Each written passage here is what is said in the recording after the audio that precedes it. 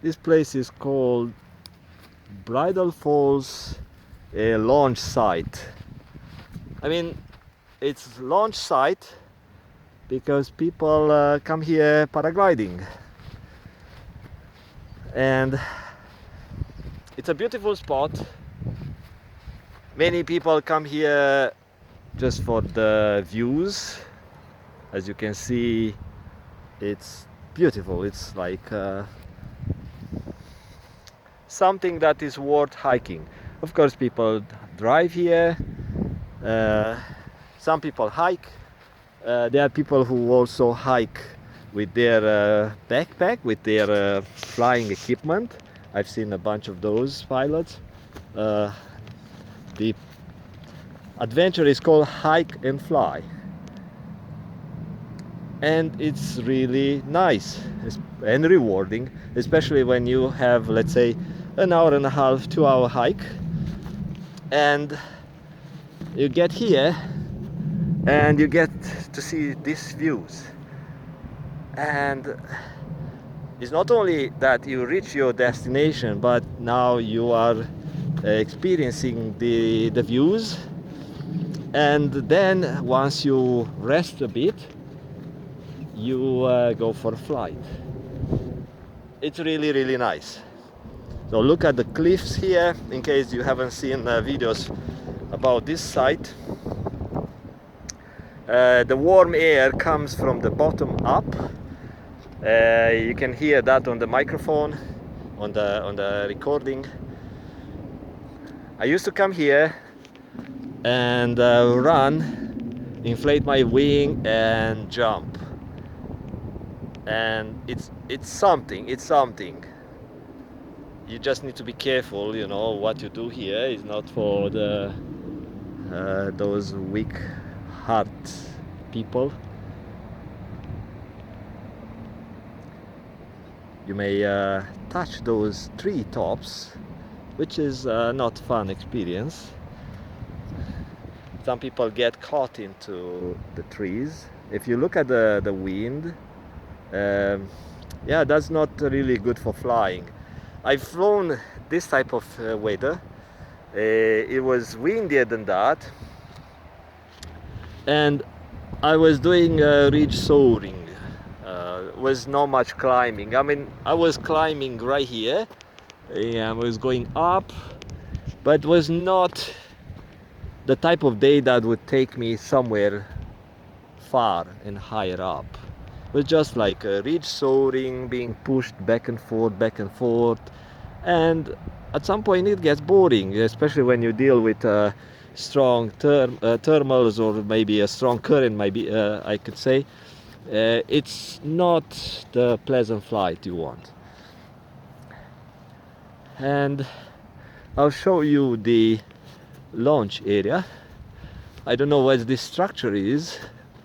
Looks like someone brought an umbrella in the summertime and they dumped it here, which is not very nice to leave garbage into this beautiful place, which is maintained by volunteers. There is no city workers coming here cleaning up. One day I came here to get my truck. What I did in the morning, I drove here. There is a little parking area. I drove here and left the car, took my break and ran this short hill down, had a flight, but my car was still here. So I had to come back and retrieve my car. And I saw right here, I saw coal. But before I got here, there was a truck with drunken young people, maybe teenagers, loud. They just left the area. So it doesn't matter who did that, but they left coal. As you can see, it's still visible.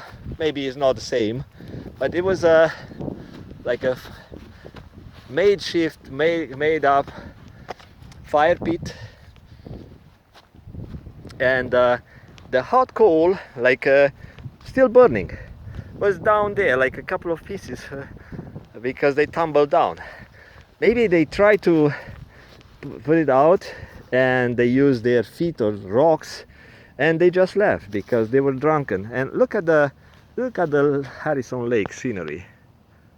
Wow, I haven't seen this one in probably 2 years. I forgot how long it's since I've been here. Look at the lighting. I mean, it's so nice when you see this contrast and these clouds that create this contrast and shades. This is a simulator or a contraption that is made for paragliding pilots to set up their harnesses. See, someone put effort to bring this structure here. You need a truck, you need manpower, you need some tools and these hooks. So it's someone spent hours and hours to build this stuff, and I hope that it's going to last for some time here, and I hope no vandals are going to destroy it. It's beautiful. I mean, see what the power of the mind can do. Volunteers, effort, because of their passion for flying. And other people do similar stuff, like the motorcycle riders who ride up the hill, up the mountain, also do clean up. But talking about vandals, you see, people come here and they enjoy to destroy. This is not the first year I see that. These holes are here for some years, but it's not nice to use this warning sign as your shooting target. It's not nice at all. This was set a couple of years ago. About this one, to finish this, to complete the story about the coals. It was dark when I got to my car. It was like past 11 p.m.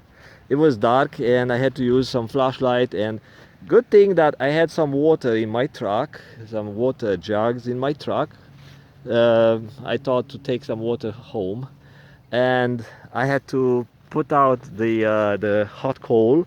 Then I drove down to the creek and I got more water into a few jugs, and I made sure the fire is out, because if those things start tumbling down in the forest below, it's a big problem, especially in the dry summer days. And about this one, it was nicer before. I don't know, they changed it. It was a nice piece of log, but there was a group of pilots. We discussed to bring one of the dead trees up, and I tried with my old Vitara to pull the log and I almost broke my transmission. It was so heavy piece of log. I thought just to drag it here, and from the bottom here, few guys would bring it here, chop it and make a bench. I tried to do that on my own with my own car, but yeah, I failed miserably. And I went back home with the tail between my legs, defeated. But some weeks later, when I drove up, I saw the bench being installed, and I thought, wow, like people really had commitment to work on the project. So it was not just an idea. The guy who also initiated some work, he used to be instructor teaching lots of pilots in this area, not the instructor across but the other instructor did lots of work on the mountain across, lots of work. But the instructor who was dealing with this area, flying in this area, I did lots of cleaning and lots of teaching and lots of effort put into maintaining the site. I've been on Archibald Mountain with him, trying to clear some path, and all adventures. So talk to you later. Bye bye. This is Flying Sight.